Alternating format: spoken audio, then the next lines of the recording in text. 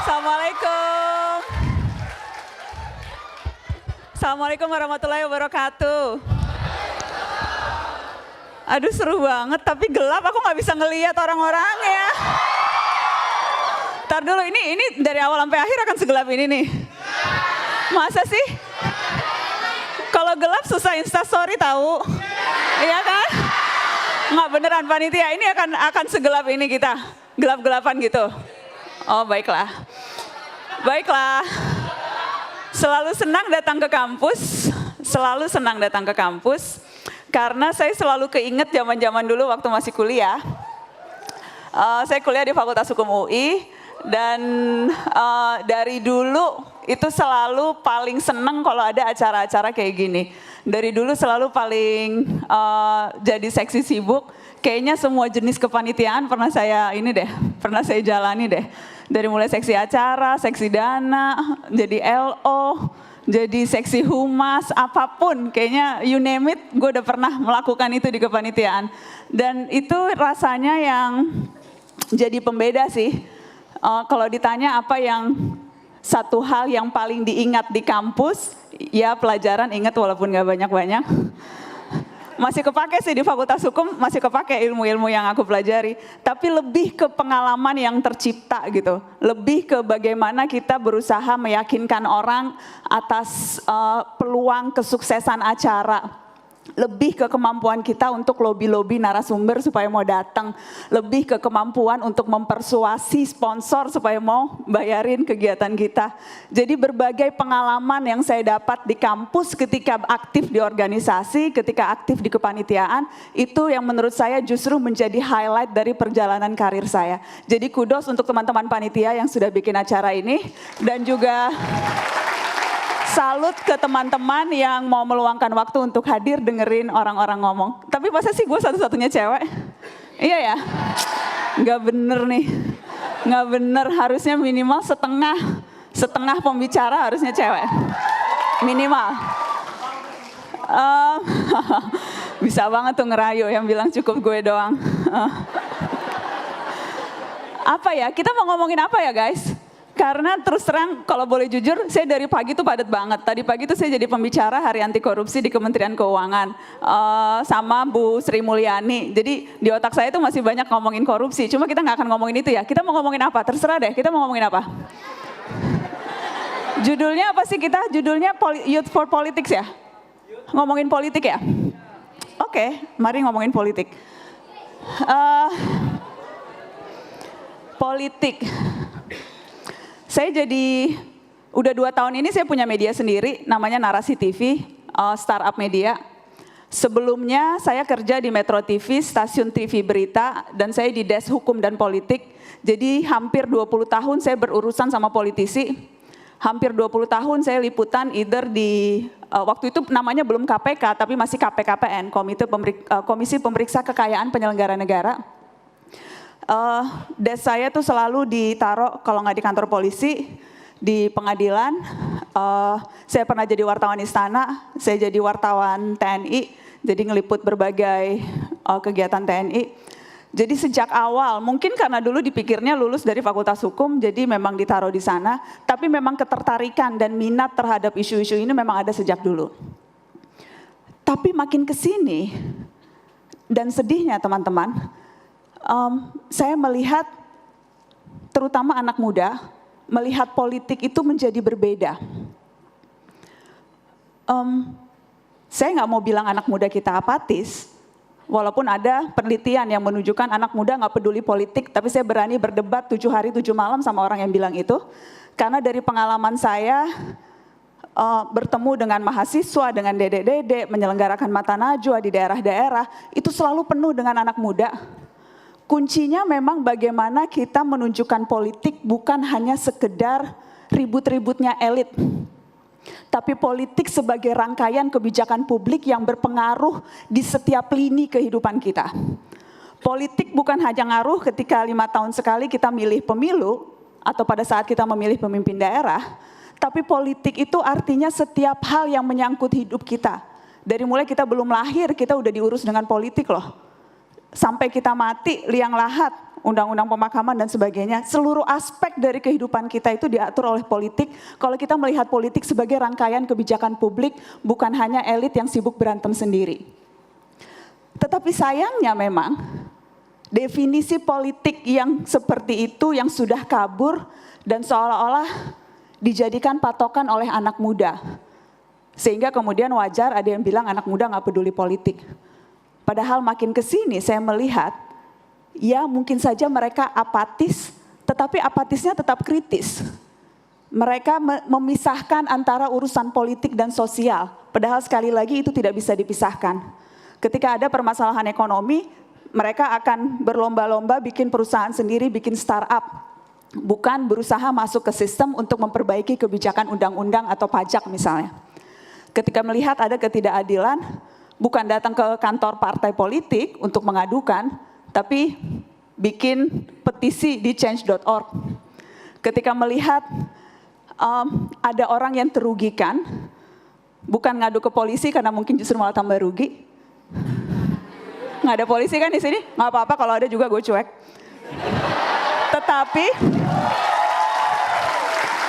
Tetapi kita bikin petisi di kitabisa.com dan mengumpulkan uang sendiri untuk mengulurkan tangan. Jadi anak muda melihat politik itu dipisahkan dengan urusan sosial. Padahal sekali lagi apa yang kita lakukan itu ketika kita bersuara, ketika kita membubuhkan tanda tangan di petisi, ketika kita mengeluarkan 10.000, 20.000 untuk kitabisa.com, itu kita sudah melakukan tugas politik kita loh guys. Ketika kita merasa negara saja tidak cukup untuk bisa mengurusi warganya, tapi warga negara yang berdaya bahkan bisa punya kekuatan lebih dibandingkan aparat negara yang mungkin saja tidak peduli pada warganya. Jadi yang kita lakukan itu politik.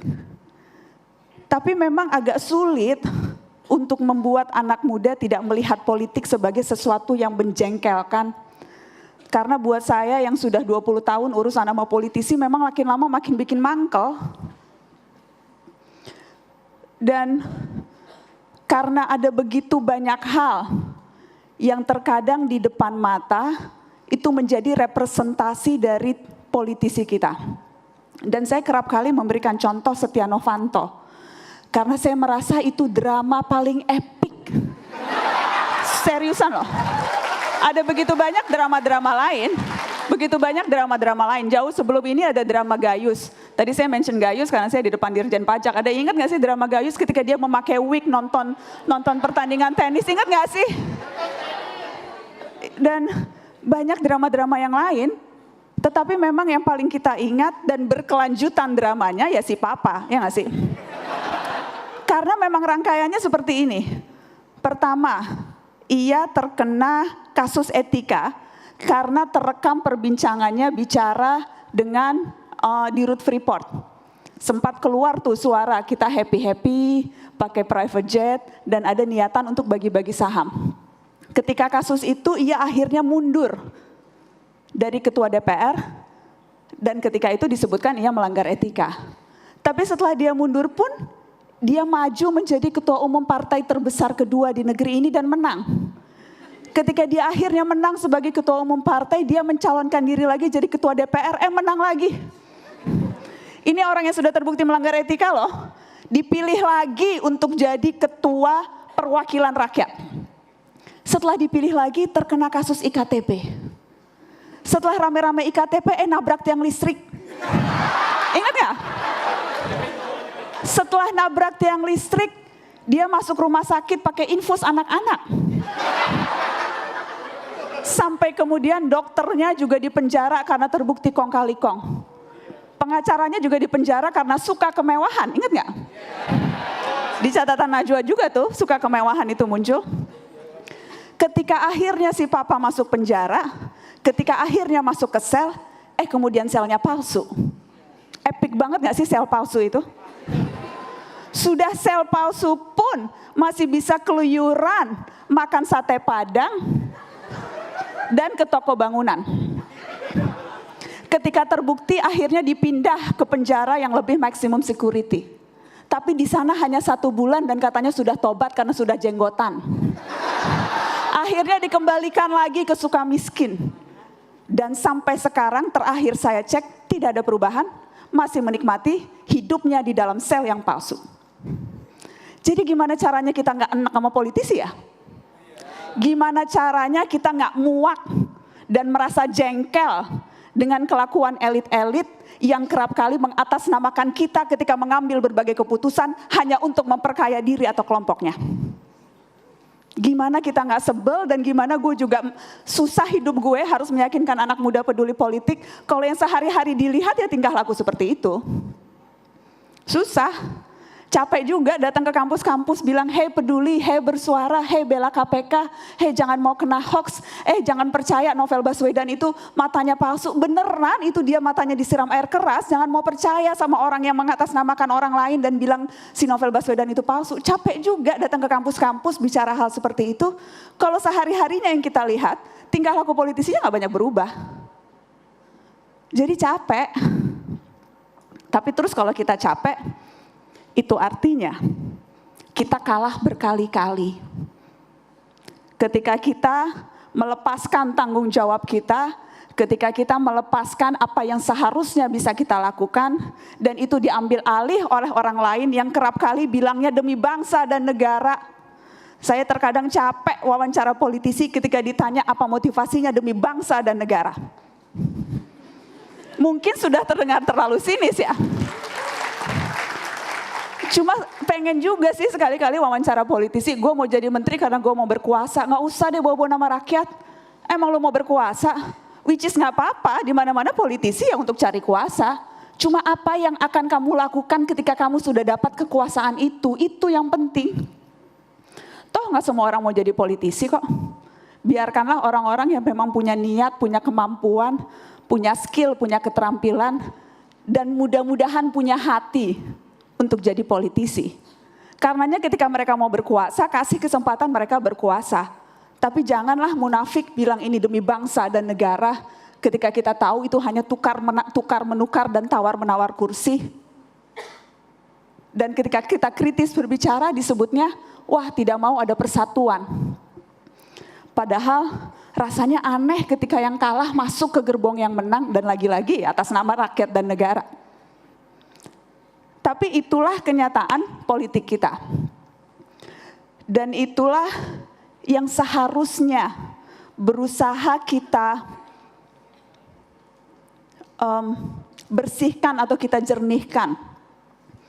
Sudah seharusnya kita punya kesadaran penuh untuk bisa membedakan berbagai kekonyolan itu kekonyolan yang dilakukan segelintir elit yang seharusnya tidak mengubah niatan kita untuk mau memperbaiki negeri dengan berbagai cara. Dan sudah seharusnya kita melihat berbagai kejahatan itu sebagai kejahatan, bukan malah justru memaklumkan berbagai perilaku itu. Tiap kali saya posting soal anti korupsi, soal Setia Novanto, soal sel palsu, soal apapun, rata-rata komen netizen yang memang udah biasa. Begitulah negeri plus 62. Iya kan? Ya di mana-mana sih yang punya uang pasti kayak begitu. Alah nggak ada yang baru kan anak. Ya Mbak Nana udah biasa mah di LP main bayar-bayaran gitu. Dan itu yang berbahaya ketika kita akhirnya menganggap kejahatan itu sebagai normalitas. Ya nggak sih? Ketika kita sudah kebal ngelihat orang yang punya uang yang menentukan segala dan orang miskin pasti terpinggirkan dan kita bilang itu udah biasa. Itu yang bahaya ketika kita kerap memaklumkan kejahatan. Karenanya penting untuk anak muda di berbagai sinisme yang kerap muncul, yang saya akui terkadang saya juga bersalah atas itu. Penting untuk tetap punya jangkar, untuk tetap merasa what we do matters kok. Suara kita berharga bukan hanya di bilik suara, tapi saat-saat ini juga. Karena di sistem demokrasi sekarang, hanya itu satu-satunya yang kita punya, suara. Suara untuk bisa memaksakan penguasa melakukan apa yang kita hendaki. Apalagi yang kita punya? Negara punya kuasa, punya senjata, punya uang. Kita punya apa? Kita punya cinta. Makan cinta, nggak ada cinta. kita punya suara dan warga negara yang berkumpul dan berdaya bisa memaksakan penguasa untuk melakukan itu. Dan ini hanya satu-satunya cara yang bisa kita lakukan, memastikan sistem demokrasi itu berjalan. Karenanya jangan mau ditipu-tipu bilang presiden 3 periode, please deh. Jangan mau perubahan pilkada, undang-undang pilkada sehingga dipilih lagi ke DPRD. Itu hanya memberikan peluang mereka bagi-bagi uang seenaknya. Jangan mau hak-hak kita bersuara itu dilemahkan sehingga kita tidak berani untuk berteriak. Cuma itu yang kita punya, tapi itu akan menjadi sangat powerful teman-teman. Kalau kita berkumpul, kita membentuk barisan sendiri, dan kita menunjukkan apa yang kita mau. Karena kuasanya akan berbalik di kita. Itu yang pertama. Dan yang kedua, di zaman teknologi sekarang, ada begitu banyak cara kok untuk kita melakukan sesuatu. Dan ada begitu banyak kesempatan untuk menghubungkan yang di barat dan di timur, di Aceh dan Papua, untuk punya sekelompok orang yang ada pemahaman, sikap, dan minat tertentu untuk melakukan sesuatu. Dari hal-hal kecil sekalipun, ada begitu banyak gerakan-gerakan yang tumbuh di daerah. Gerakan Sabang Merauke, pertukaran pelajar antar daerah. Ada gerakan pencerah Nusa waktu itu, mengirimkan dokter ke daerah. Ada gerakan Indonesia Mengajar. Ada begitu banyak gerakan yang diinisiasi yang memungkinkan kita bergerak dan melakukan sesuatu. Saya ingat di Mata Najwa waktu itu kita pernah bikin seri soal PSSI bisa apa. Sampai 5 kali tuh minimal yang di Trans 7 ya. Sebelumnya di Metro bolak-balik ngomongin PSSI karena memang saya sejak dulu suka bola. Dan rasanya kalau bisa nunjuk siapa yang paling tanggung jawab atas kekalahan beruntun dan ketidakjujuran di sepak bola kita adalah federasi, yaitu PSSI. Jadi saya memang punya dendam kesumat sama PSSI. Mohon maaf yang bapaknya orang PSSI. Tetapi setelah sekian lama kita bikin PSSI bisa apa, saya sampai pada kesimpulan hashtagnya ganti. Kita bisa apa? Jangan berharap pada orang lain. Berharap pada negara boleh, sedikit-sedikit.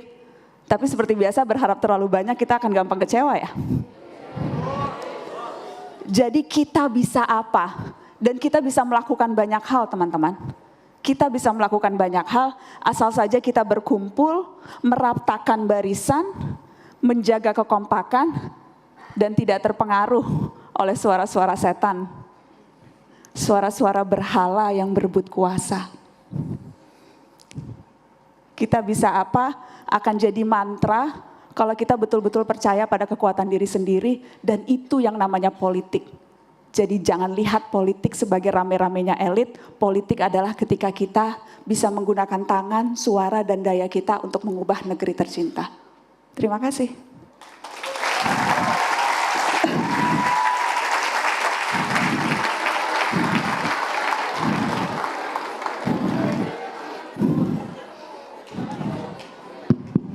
Ya, tadi kita sudah mendengar beberapa materi yang dibawakan oleh Mbak Nana. Ya. Halo, namanya siapa? Rafael. Siapa? Rafael. Rafael. Iya. Rafael, oke. Kapan lagi ya?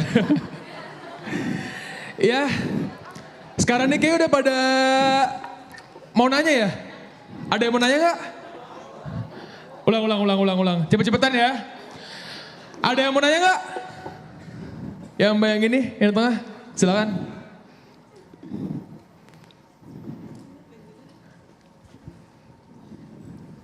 Silakan Mbak. Assalamualaikum warahmatullahi wabarakatuh. Waalaikumsalam. Nama saya Zahra Zafira dari jurusan Hubungan Internasional.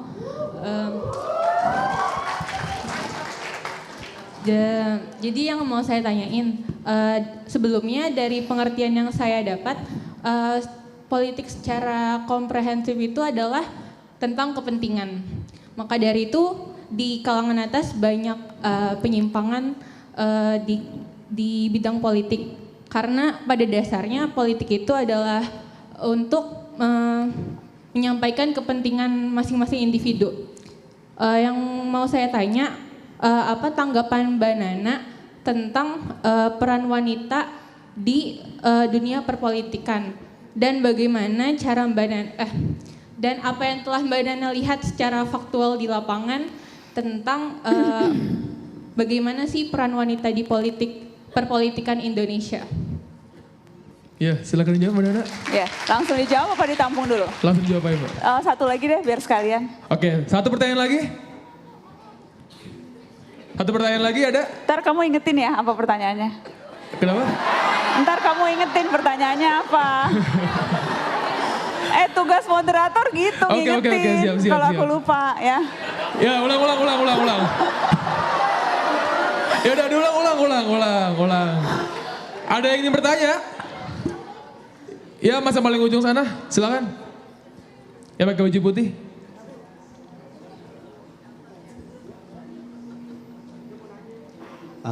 Perkenalkan, saya Aditya Pratama, saya dari SI. Saya mau nanya SI apa? untuk Sistem informasi. Oh, oke. dari sekian banyak minat atau yang lainnya, kenapa Mbak Nana milih politik? Makasih. Thank you. Oke, dari pertanyaan pertama itu, bagaimana peran wanita yang secara faktual dalam dunia politik, terutama di Indonesia? Bener kan? Siapa tadi yang nanya namanya? Tadi yang nanya dari jurusan hubungan internasional ya? Betul, iya. Namanya siapa? Udah kayak politisi nih kawas. Namanya siapa tadi? Tuh kan? Dinda ya? Siapa? Kamu gak mau kenalan dulu? Oh iya, namanya siapa?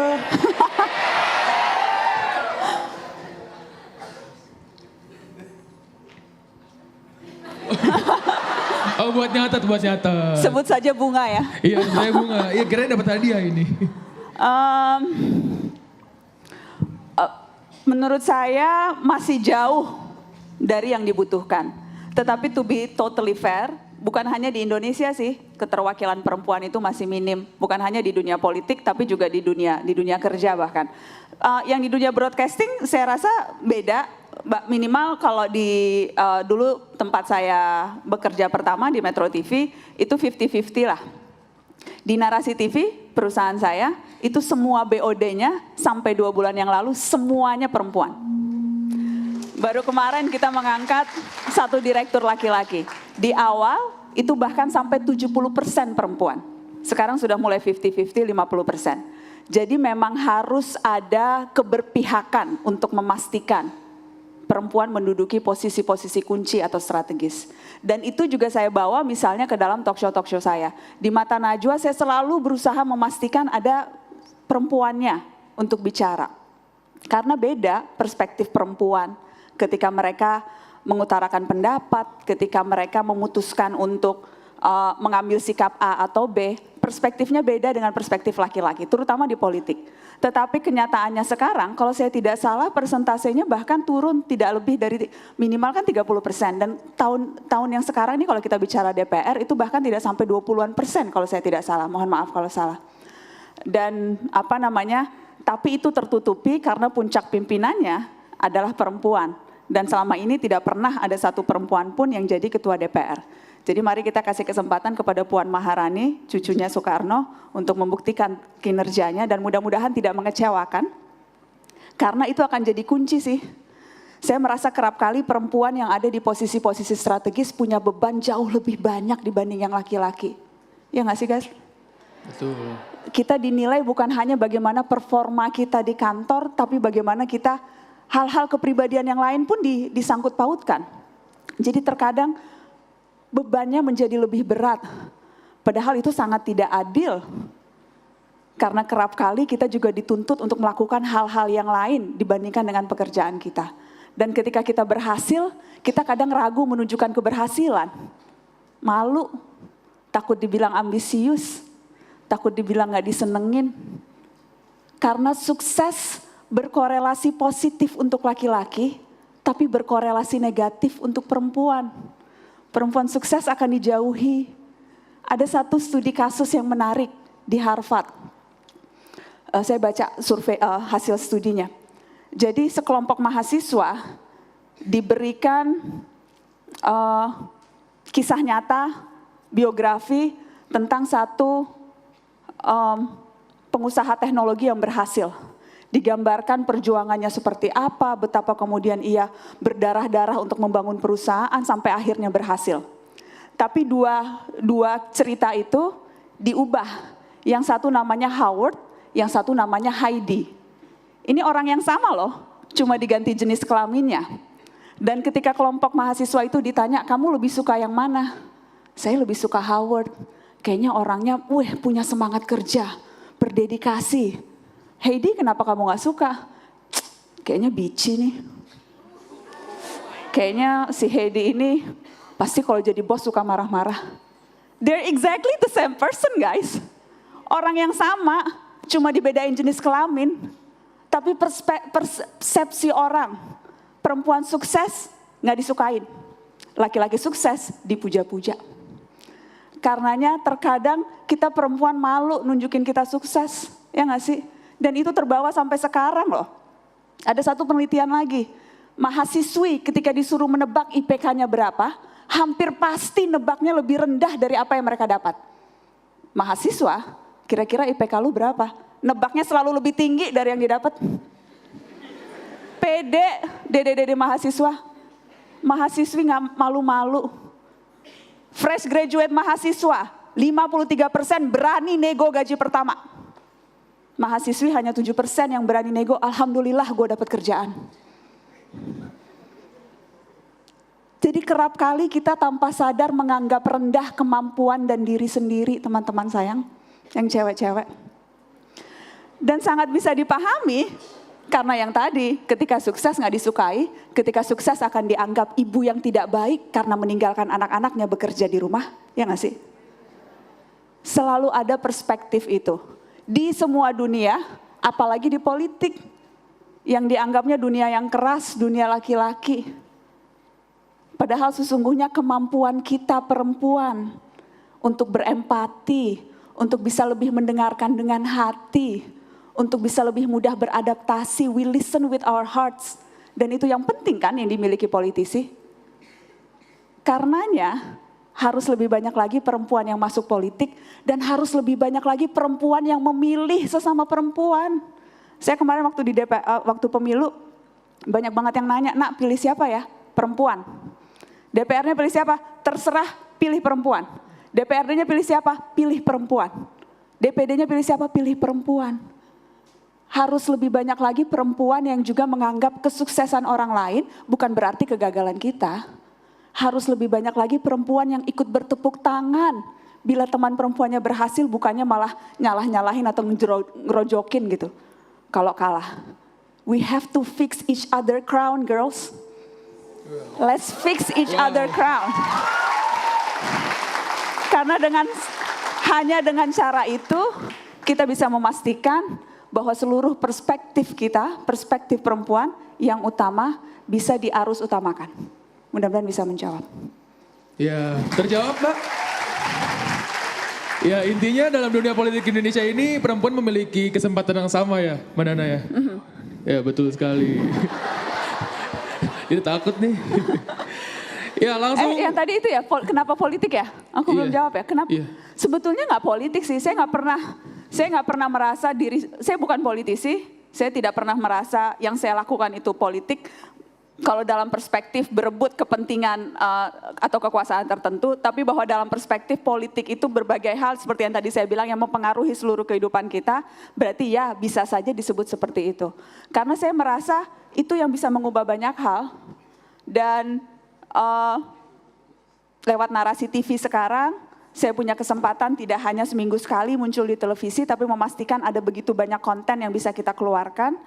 Lewat narasi TV, saya bisa bikin komunitas yang ada di seluruh Indonesia. Sekarang komunitas Mata Kita, and I hope you guys will join. Komunitas Mata Kita itu ada di 34 provinsi yang terdaftar sudah hampir 200.000 orang. Dan mereka melakukan kegiatan di daerah masing-masing sesuai yang penting dan relevan dengan apa yang ada di daerahnya. Komunitas Mata Kita di Maluku misalnya, itu banyak kegiatan sosial, toleransi. Kemarin saya baru dari Jogja, komunitas Mata Kita di Jogja banyak mahasiswa, kita bikin conference, banyak juga kegiatan literasi. Besok saya mau ke Banjarmasin, minggu depan saya akan ke Palembang. Jadi di setiap kota komunitas Mata Kita ini berkumpul dan melakukan kegiatan yang relevan. Dan sekali lagi kuncinya itu sih menurut saya. Jadi mengartikan politik bukan hanya sekedar rame-rame, tapi apa yang bisa kita lakukan. Dan menurut saya itu nilainya tidak ternilai sih. Ketika bisa berdampak dan berpengaruh pada orang lain. Ketika bisa membuat orang lain terprovokasi dalam tanda kutip. Ketika bisa membuat orang lain tergerak mau melakukan sesuatu. Ketika karya kita berhasil mengubah kebijakan atau minimal mengubah satu orang saja untuk melihat dari perspektif yang berbeda. Kalau itu namanya politik, then yes, I'm doing politics. Ya, jawabannya dapat Mas. Dapat, mantap. Oke. Ayo kita kembali ke pertanyaan berikutnya. Ulang. Cepet-cepetan ya. 1, nggak boleh gini, pelan-pelan. 1, 2, 3. Ya mbaknya deh.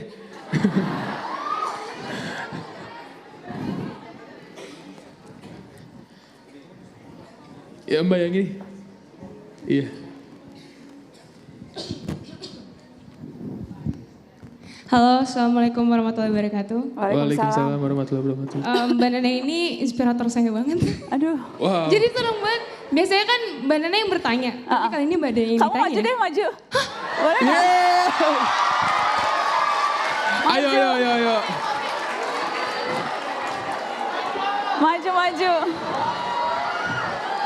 Mimpi apa ya semalam ya mbak ya?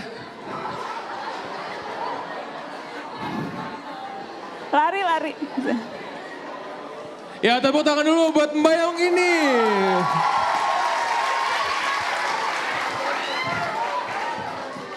Halo, namanya siapa? Hah? Jangan nangis. Aku belum lihat. Jangan nangis. Temennya jangan lupain story ya, jangan Tuh lupain kan, story.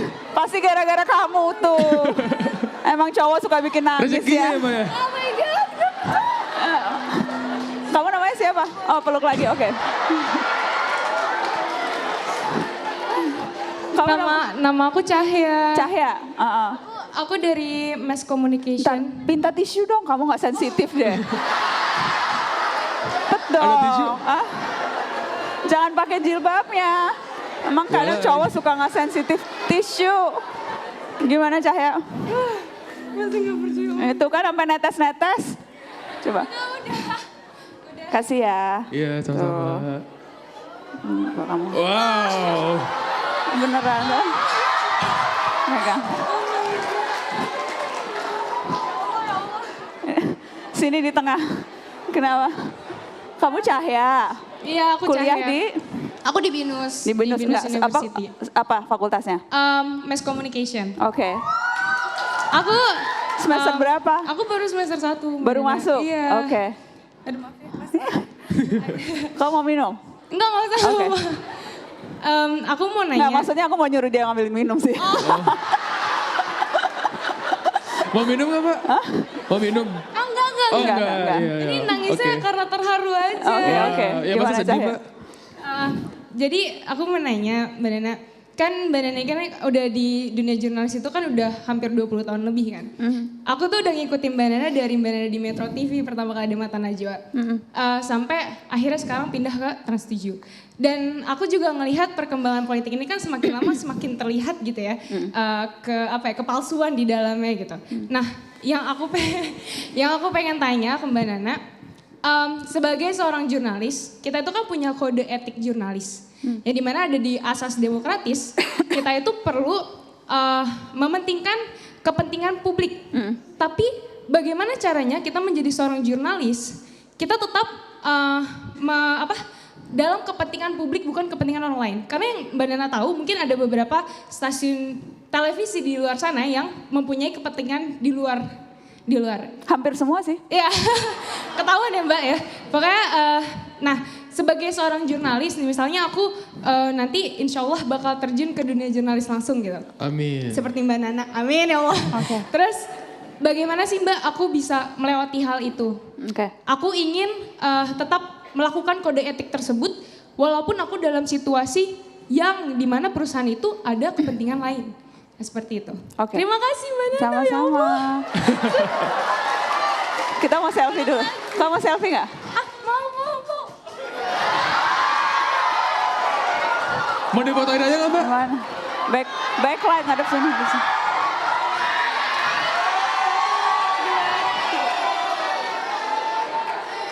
Ya tepuk tangan untuk Mbak Cahya. Thank you. Insya Allah. Langsung jawab apa tampung dulu? Langsung jawab aja Mbak. Langsung jawab ya? Iya.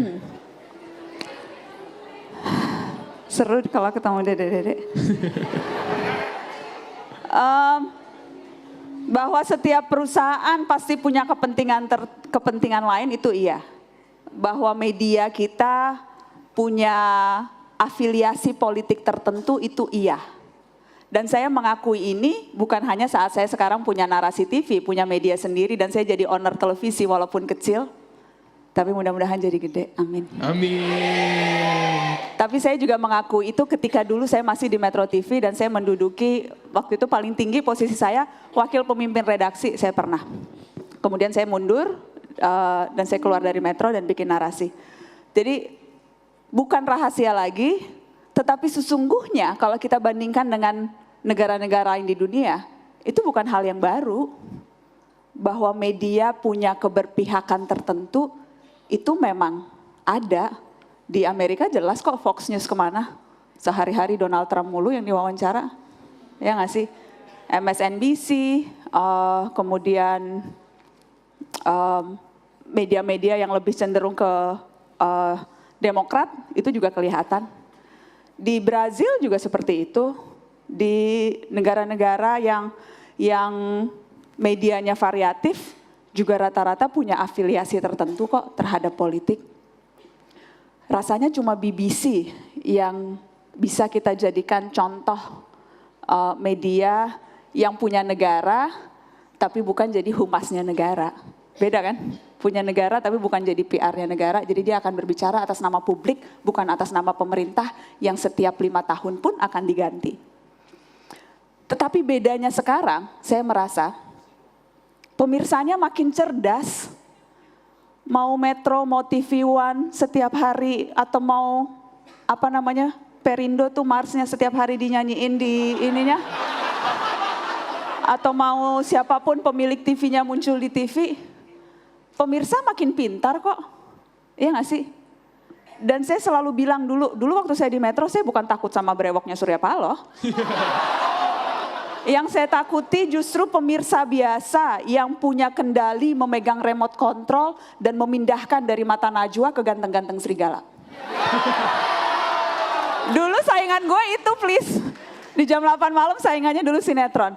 Tapi sekali lagi yang ditakuti itu dulu waktu saya bukan owner.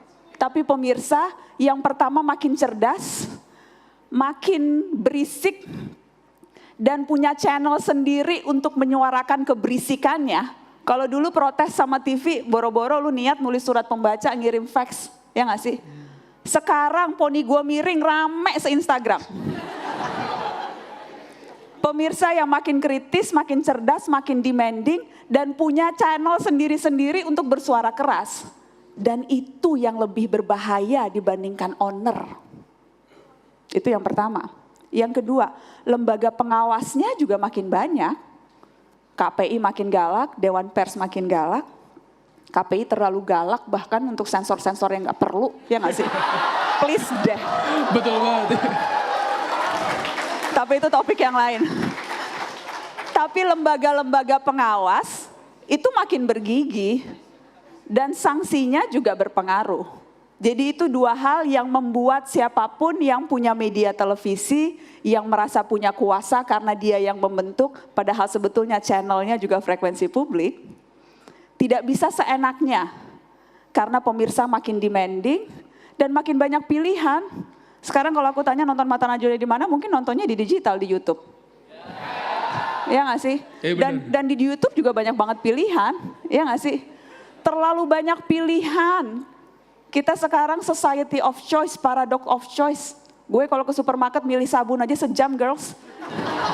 Bingung yang SPF 15, SPF 30 untuk oily skin. Ya nggak sih? Milih pembalut aja ribetnya minta ampun. 30 cm, 45 cm, bersayap, nggak bersayap. Iya nggak sih? Buat cowok-cowok yang gak paham gak apa-apa, biarin aja. Ini kita mengedukasi pria-pria. Jangan tabu bicara pembalut wanita. Emang kenapa? Ibu lu juga punya vagina kok. Iya kan? Tapi aku mau bilang, kita sekarang hidup di dunia yang begitu banyak pilihan. Dan itu yang akan membuat kita akan selalu berhati-hati. Bukan hanya televisi, tapi siapapun kita. Karena bisa dengan mudah ditinggalkan dan dicari alternatif yang lain, iya gak sih? Jadi ya, mungkin saja ada usaha untuk mempengaruhi, tapi sekali lagi yang penting bukan produsennya, yang penting konsumennya. Kekuasaan ada di tangan kalian yang pegang remote control atau tidak punya TV dan hanya nontonnya lewat gadget, ya gak sih? Itu yang pertama. Yang kedua, yang berusaha mempengaruhi bukan cuma orang yang punya kuasa. Pak RT di RT saya, 17-an kekeh harus diliput narasi TV. Ini ada kegiatan, rumah saya samping masjid. Ada kegiatan reguler tuh bikin masjid. Itu yang namanya usaha untuk supaya mau diliput. Jadi bukan hanya orang-orang tertentu yang punya kuasa yang bisa mempengaruhi. Semua orang dalam level apapun pasti ada kepentingan, ada keinginan untuk bisa masuk televisi. Karena TV atau informasi itu kunci sih. Gila banget loh. 90% orang di atas usia 12 tahun mendapatkan informasi dari televisi dan mengambil berbagai keputusan penting dalam hidupnya lewat informasi itu. Informasi itu kunci. Kita bisa mengambil keputusan, menentukan keberpihakan, mengambil tindakan dari informasi yang kita peroleh. Jadi kalau informasinya sampah, keputusan yang kita ambil juga baunya akan gak enak. Bau sampah ya? Kira-kira, padahal tadi gue udah dramatis, langsung jatuh. Nggak. Sampai mana tadi gue ngomong Sampai informasi. Gue sampai lupa deh. Coba lihat, oh ya sampai sampah. Iya, sampai sampah. Ngeliat tuh jadi inget sampah. Iya. Enggak. Lupa beneran. Informasi diambil yang benar gitu. Iya, karena kuncinya itu ya nggak sih? Iya betul.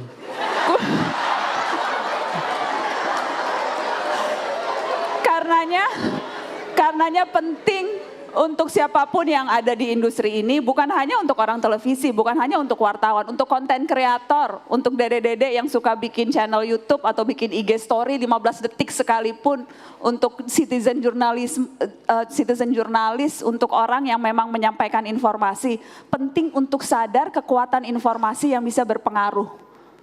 Dan itu tanggung jawab profesi menurut saya. Dan kalau sudah memutuskan menjadi jurnalis, itu yang harus terus-menerus diingat. Apapun yang tampil di layar kita akan membentuk wajah dan kepribadian negeri, tidak hanya untuk generasi sekarang tapi yang akan datang. Apapun itu, kalau punya kesadaran penuh akan efek atau dampak dari informasi, kita akan selalu berhati-hati ketika kita menciptakan sesuatu. Jadi itu yang jadi yang paling utama menurutku. Kamu setuju nggak? Setuju. Oke. Ya tepuk tangan dulu dong buat Mbak Najwa Shihab. Ya kita masih ada satu penanya lagi. Ulang. Semangat amat sih. Pada mau ke depan ya. Ayo ulang ya. Ulang. 1, 2, 3. Ya udah Mas, silakan Mas. Iya.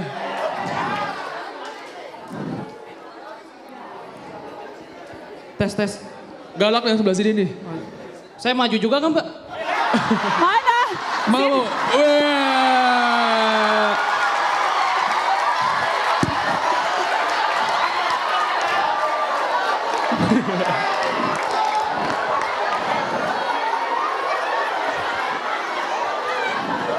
Ya silakan Mas. Untung saya pilih Mas ya. Tapi kamu gak mau meluk aku juga kan? Hah? Kamu pelukan sama dia aja. Pelukan, biar berasa. Oke, sebelah sini ya Mas. Mas bro. Tes, nama saya Muhammad Rafli dari jurusan Panggil- Sistem Informasi. Panggilannya Rafli atau Muhammad? Rafli, Rafli. Kamu semester berapa? semester 5 5. Apa tadi jurusannya? Sistem Informasi. Sistem informasi. Seru ya kuliah di sini? Lumayan. Lumayan. Asik. Asik. Kamu udah punya pacar? Udah, Udah punya pacar? Ya. Ada nggak pacarnya? nggak ada. Di sini, anak sini? Enggak. Oh enggak. Kenapa anak sini nggak cantik-cantik apa? Ya dari SMA soalnya. Oh pacar dari SMA. Oh serius banget dong. Langgeng banget ya. Bosen pasti ada. Itu ya. Siapa namanya pacarnya? Latifah. Latifah. Kok mikir dulu? Nggak langsung nyebut. Hitung. Gue curiga nih. Nyebut pacarnya. Nggak spontan loh. Coba gue ulang. Siapa nama pacarnya? Latifah. Oh ya gitu dong. Langsung. Itu tanda-tanda. Soalnya gue udah terbiasa wawancara politisi. Oh, iya. Jadi beberapa detik nggak ngomong tuh ketahuan lu bohong. Saya bukan politisi. Mang enggak. Gue coba mau bilang gue udah apal lah cara-caranya. Jadi Latifah ya. Iya. Kamu udah ngajak dia kawin belum? Apa? Udah niat ngajak dia kawin belum? Belum. Belum ya? Iyalah masih semester 5. Iya. Jangan Pengen buru-buru. sukses dulu sih. Iya insya Allah. Ya. Oke. Silakan ngomong. Udah? Oh ya udah. Kamu mau nanya apa? Saya pengen nanya pandangan Mbak Nana tentang demokrasi Indonesia. Karena menurut saya sih, Kamu jangan berat-berat kenapa? karena Tadi menurut gue udah saya, cuap-cuap demokrasi, lu jangan nanya hal yang sama. Masa gue ngulang? enggak, saya kayak, menurut saya Indonesia demokrasinya masih kayak gak demokrasi amat. Ngomong masih dibatasin, kita gak dijamin omongan yang kita keluarin itu bakalan kayak gak dijamin aja ada ITE, ada apalagi RUU segala macam. Terus juga karena demokrasi itu kan yang soal banyak-banyakan bukan benar-benaran. Jadi yang naik juga yang banyak bukan yang benar. Terus juga karena menurut saya demokrasi harus sejalan dengan kecerdasan masyarakatnya juga. Karena kalau masyarakatnya belum cerdas ya yang naik yang itu juga. Betul. Jadi menurut Mbak Nana tentang demokrasi Indonesia tuh kayak gimana? Aku setuju sih sama yang kamu bilang. Wow. Tepuk tangan dulu buat Mas Rafli. Thank you. Udah. Kamu gak mau foto? Kamu foto? Oh minta. Temenin dong, fotoin dong. Kamu anak SI gak punya handphone tuh gimana? Saya ada fotografer sendiri, Pak. Oh ada foto. Fotografer sendiri. Bawa fotografer. Mau selfie nggak selfie? Naik Ale. Lu. Luar biasa.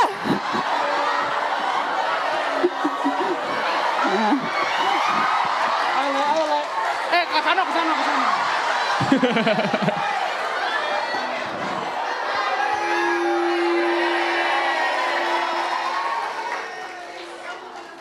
Oke. Iya. Sama-sama. Ji Thank mumpung you. nih. Mantap. Salam ya buat Latifah. Terus salam ya buat Latifah. Siap.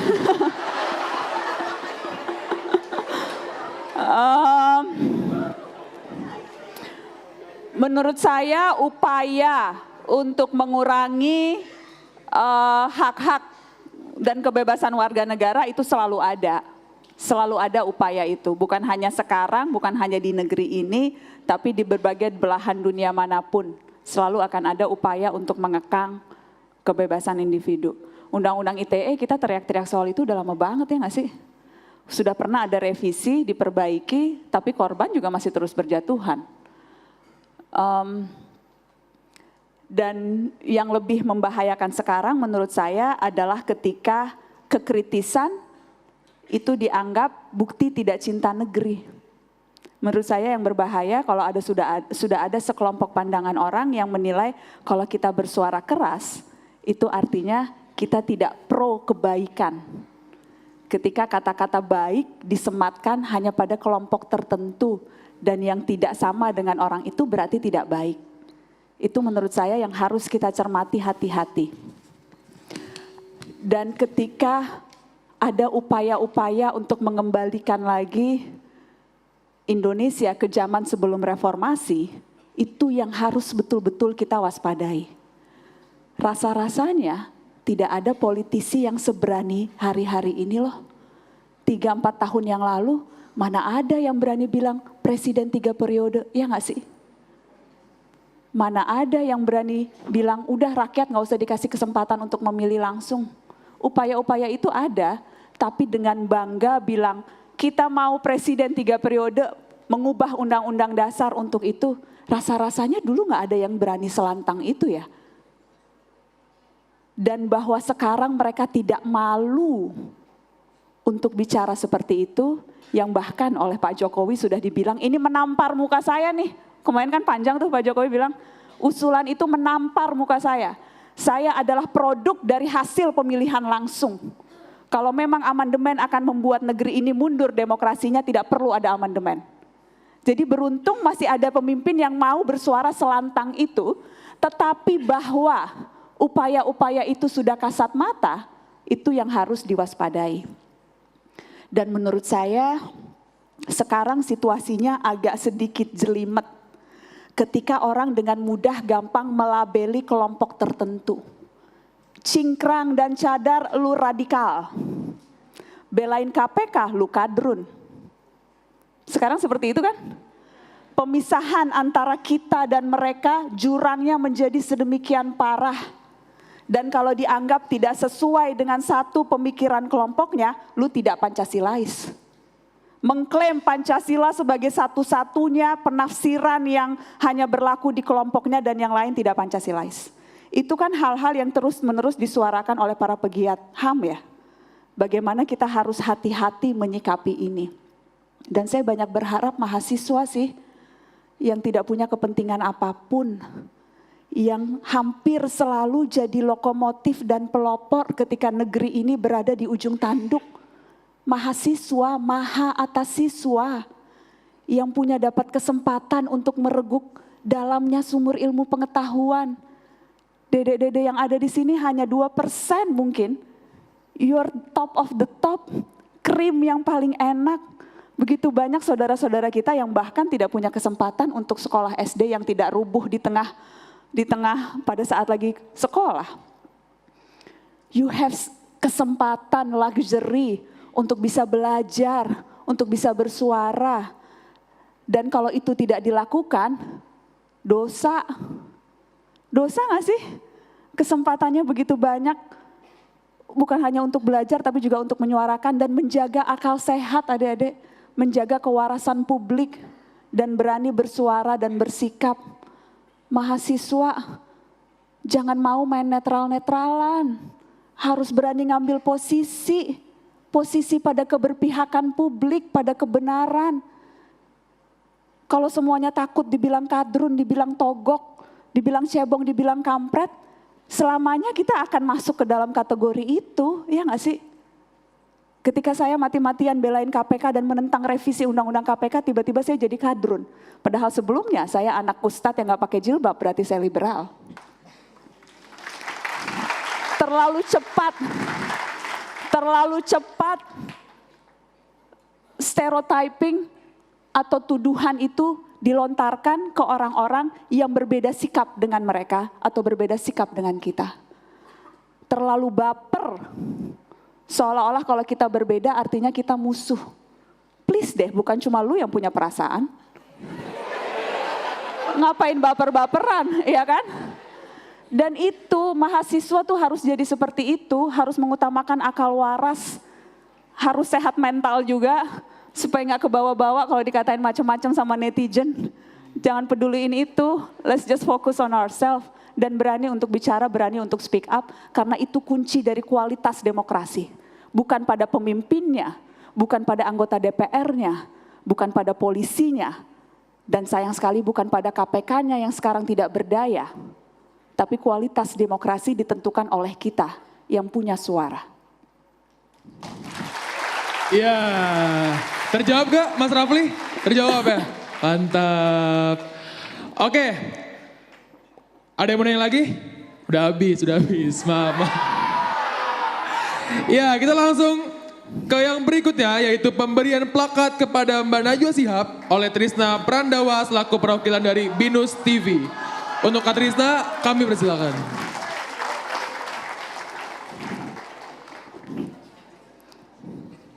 Aku di mana? Di situ.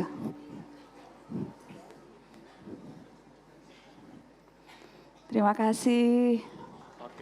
Dia Mana foto kamu? dulu, silahkan.